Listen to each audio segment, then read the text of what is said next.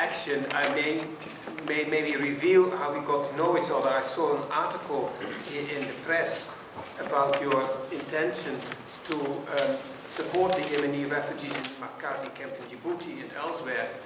And then I thought I would like to speak this because everything around Yemen is close to my heart, and I was so encouraged by your action, and I'm very happy that we met and that we have now this evening organized.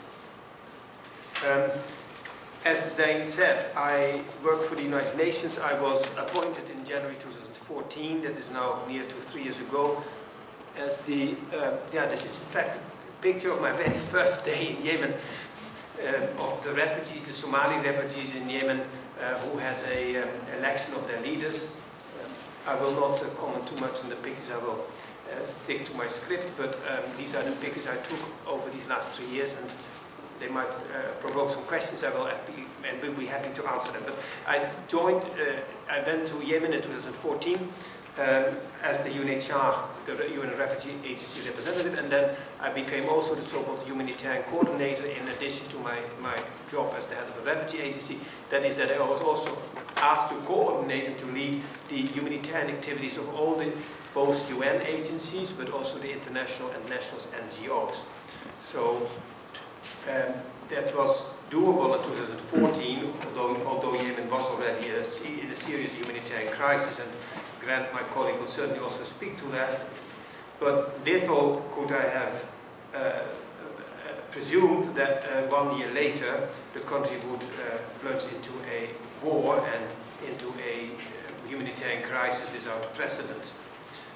I had always wanted to serve in Yemen because I had so many stories about the country. I'm from the Netherlands, and the Netherlands have always had a very strong development relation with Yemen.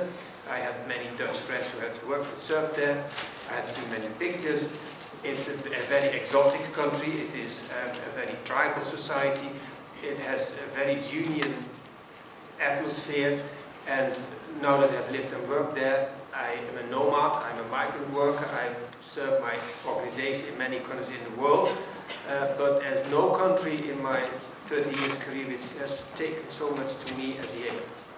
And you can say maybe that's because I served during a war, I've seen the most utter misery and destruction. That's maybe true, but I've also seen human resilience against all odds, still trying to live together. I've seen the worst and the best in human nature coming out in Yemeni people.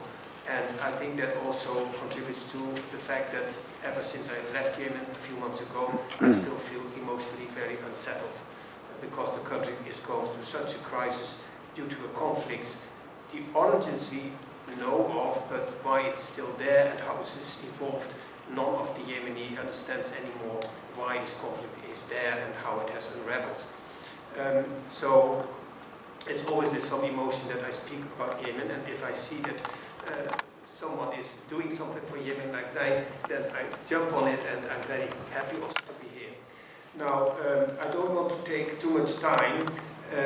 I will nevertheless explain to you a bit the humanitarian situation in Yemen. These are pictures of the old city of Sanaa. These are all my pictures, so they're not professional pictures, but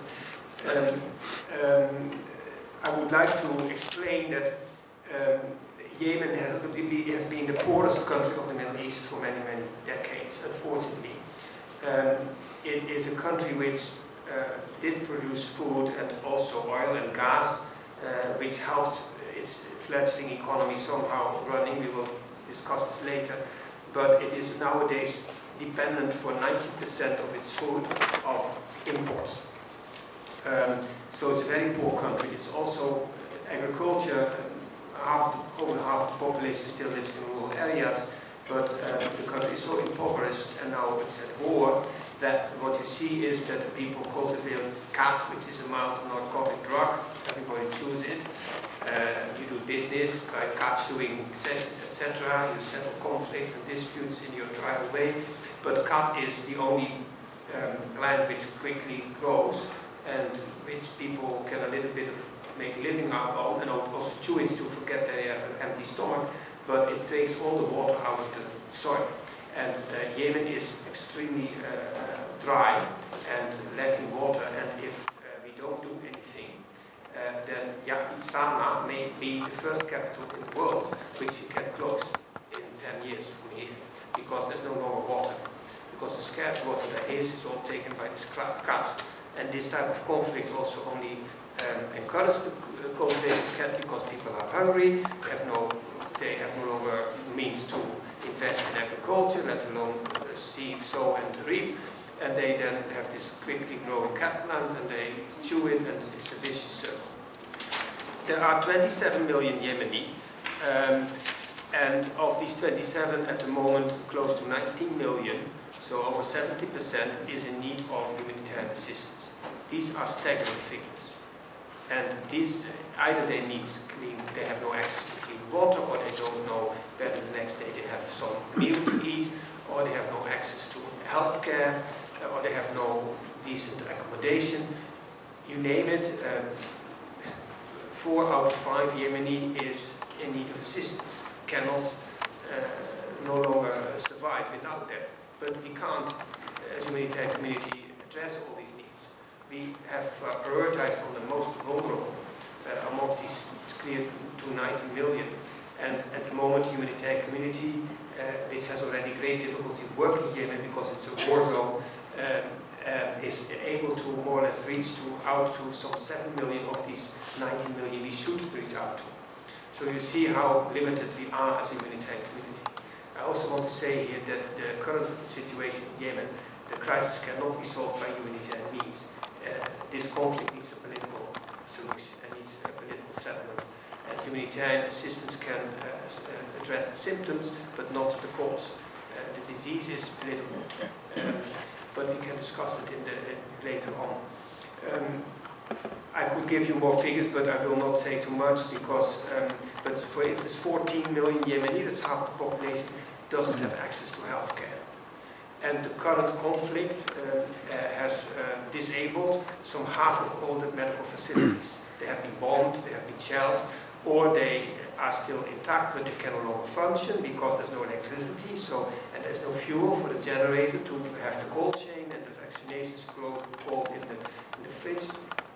And you see now that, it was always difficult to maintain some healthy people in Yemen, the people healthy, but for instance, issues also like malnutrition amongst children, we were able to reduce it, but now during the conflict and the fact that we have no assistance, you see the number of children malnourished, acutely malnourished, severely malnourished, again going up to 60%. There are close to 500,000 children who are so severely malnourished that they are on the point of dying.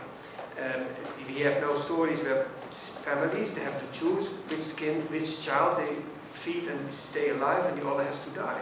These are impossible choices for a family and mother to make. But this is how severe the situation is. We risk to have famine in the country next year because I spoke about the fact that the country is so dependent on imports of 90% of the staple food.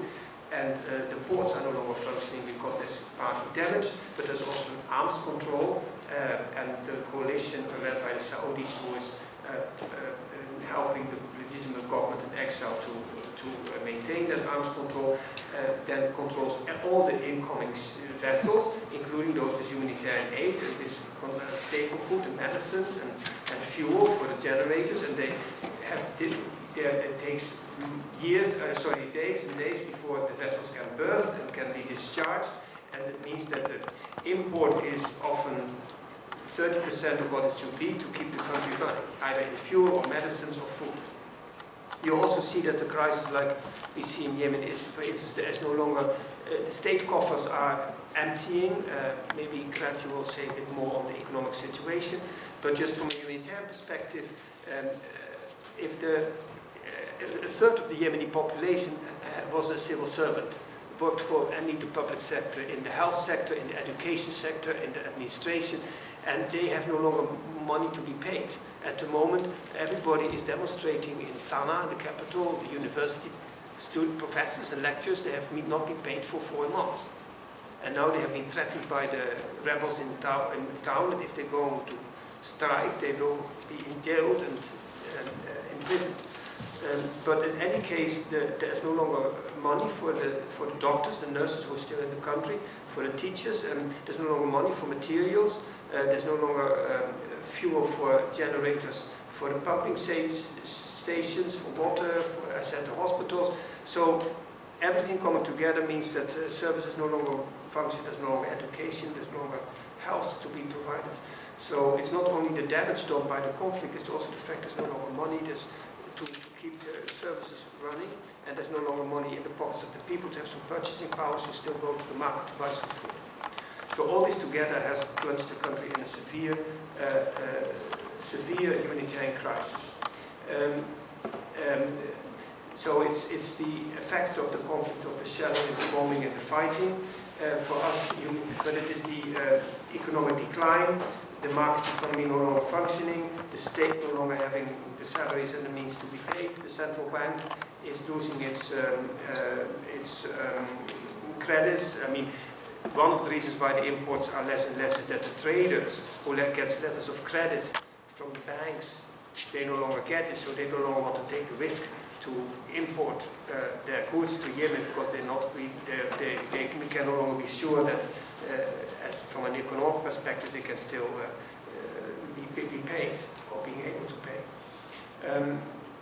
Now, the Yemeni are also displaced by the conflict. Yemeni don't have the tradition to flee out of their country. They have a love for their country, and they, as I said, it's a very tribal society. So, on the one hand, that means that there's less of a sense of unity, national unity, and we can again discuss it later, how difficult it is to keep the country together. But on the other hand, since there are so much allegiances amongst yourself, as within the tribe, within the clan, within the village, you support each other. And that means that if you are uprooted because your house has been bombed, or you're shelled, or you're in the front line, you move elsewhere in the country to be with members of your clan or your tribe. Yemenis have seen, of course, urbanization.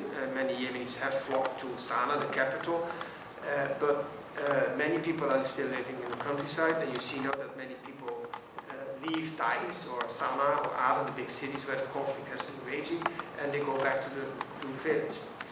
That being said, as I mentioned, I said 27 million Yemeni, at least 1 out of 10 Yemeni, at least 2.7 million is currently displaced. These are enormous figures. We see some return, but these returns are not sustainable. My agency is responsible for all the data tracking of this place, to see where they live, to see what are their needs. Mostly it's food, access to having a roof over your head, shelter, and water, and of course in your place of displacement to have some opportunities for livelihood. I mention it because we as humanitarian community were of course challenged enormously since last year, and the conflict immediately led to a tenfold increase in internal displacement, to be able to immediately respond, to know where the people are, to bring the aid. That often takes time. I can, in the question and answer session, maybe more explain how we actually work as humanitarians, what are the challenges in reaching out to the people in conflict zones, how you negotiate access for safe passage for personnel and aid, but also where to know and to track where the people are. One other challenge as humanitarian is you work with local partners. And these local partners are also caught in the conflict, because if you are in a region where the two parties have certain areas and we have selected partners for their independence and their impartiality and their expertise in humanitarian work, but they are seen by one of the warring parties as siding with one of them. So we are put under pressure by whoever is in charge that we can no longer work with that Yemeni group because they are seen as pledging allegiance to the other group. These are very real problems as humanitarian workers, to maintain and stand up for the independence and the expertise and the safety for your partners.